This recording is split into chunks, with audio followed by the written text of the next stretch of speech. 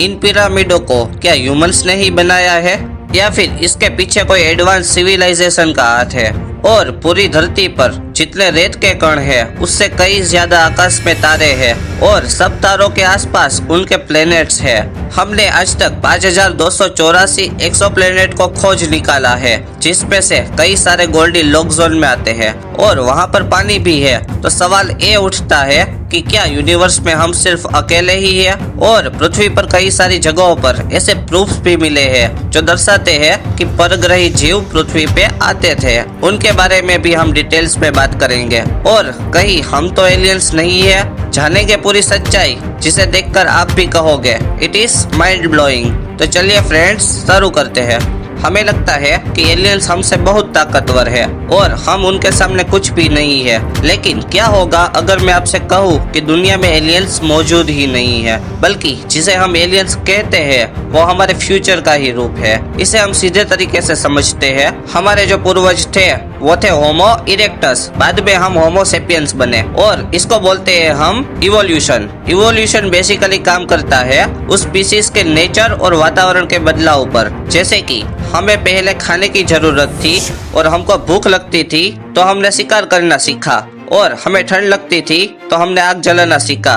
वैसे ही हमारी फैसिलिटीज और जरूरियात के हिसाब से समय के साथ हमने खुद में ही बदलाव किए। लेकिन आज से हजारों साल बाद ह्यूमंस कैसे दिखेंगे वो निर्भर करता है हमारे रिक्वायरमेंट्स पर। आज का इंसान मोबाइल यूज करता है और अपने शरीर से ज्यादा माइंड को यूज करता है। इससे हम कह सकते हैं कि फ्यूचर का इंसान एलियन जैसा दिखेगा, क्योंकि जिस अंग का इस्तेमाल ज्यादा होता है वो अंग उतना ही इम्प्रूव होता है। आज से हजारों साल बाद इंसानी सभ्यता का रंग, उनका चेहरा और उनका रहने का प्लेनेट कुछ और ही होगा, और एक गैलेक्सी से दूसरी गैलेक्सी में जाना उनके लिए आम बात होगी, क्योंकि उनकी टेक्नोलॉजी बहुत ही बेहतरीन होगी और वो समय में भी यात्रा करेंगे, यानी कि उनके पास टाइम मशीन भी होगी जिससे वो इंसानों को मिलने आते हैं। आजकल आपने कई जगह सुना होगा कि कहीं पर एलियंस देखे गए, यूएफओस देखे गए, लेकिन एक्चुअली में वो हमारी फ्यूचर जनरेशन ही है जो पृथ्वी पर आती रहती है और वो हमें कोई नुकसान नहीं पहुंचाना चाहती, बल्कि वो हमें साइंस और टेक्नोलॉजी का ज्ञान देने आती है। जैसे कि आज से 4500 साल पुराना the great pyramid of Giza, Egypt में खड़े ये पिरामिड्स एग्जैक्ट चारों दिशाओं के साथ अलाइनमेंट दर्शाते हैं। और तो और ये ओरायन नक्षत्र के ओरायन बेल्ट के 3 तारों के साथ भी अलाइनमेंट दर्शाते हैं। और अगर आप गूगल पर सर्च करोगे कोऑर्डिनेट्स ऑफ गीजा पिरामिड तो आपको जानकर हैरानी होगी कि ये लैटिट्यूड लाइट की एग्जैक्ट स्पीड है। और इस पिरामिड में 23 लाख पत्थरों का इस्तेमाल किया गया है, जिनका वजन 2 टन से लेकर 80 टन तक है। और ये पिरामिड्स 146 मीटर तक बड़े हैं और उस पर इतने वजनदार पत्थर रखना इम्पॉसिबल।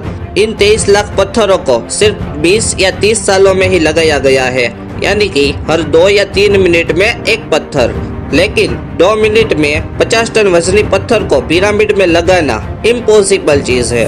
और पिरामिड को बनाने के लिए कोई एडवांस सिविलाइजेशन का ही हाथ है, और ये कोई और नहीं हमारे आने वाली पीढ़ी ही है। मानो वो हमसे कुछ कहना चाहते हैं। जैसे कि ये खेतों में बने डिजाइन्स, इन डिजाइन्स को क्रॉप सर्कल्स कहा जाता है। आपको जानकर हैरानी होगी कि ये क्रॉप सर्कल्स एक ही रात पे बन जाते हैं और ये क्रॉप सर्कल्स पूरी दुनिया में देखे गए हैं। लेकिन इसे देखकर साइंटिस्ट भी हैरान है, क्योंकि इतने बड़े सर्कल्स आखिर किसने बनाए हैं? और दूसरा बड़ा सवाल, आखिर क्यों बनाए हैं? आपको क्या लगता है? आपकी राय कमेंट में जरूर दीजिए। वैसे ही 2021 में अमेरिका के यूटा रेगिस्तान में एक बड़ा खंभा दिखाई देता है, जिसे कि मोनोलिथ कहा गया। आपको जानकर हैरानी होगी कि ये मोनोलिथ पूरी दुनिया में देखे गए थे और समय के साथ ये कहीं गायब ही हो गए। आज तक उनका राज भी कोई सुलझा नहीं पाया। मे बी पॉसिबल कि ये हमारी आने वाली पीढ़ी ही है जिसे हम एलियंस कहते हैं, या फिर वो कोई